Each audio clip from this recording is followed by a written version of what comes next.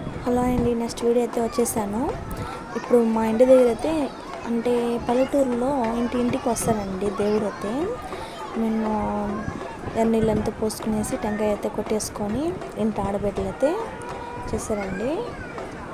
దేవుడు అండి, దండం పెట్టుకొని పిల్లలందరూ బాగుండాలని దండం పెట్టుకొని నెక్స్ట్ డే అయితే ఆత్మహత్యరు మా పెద్ద ఆడబిడ్డ వచ్చారు.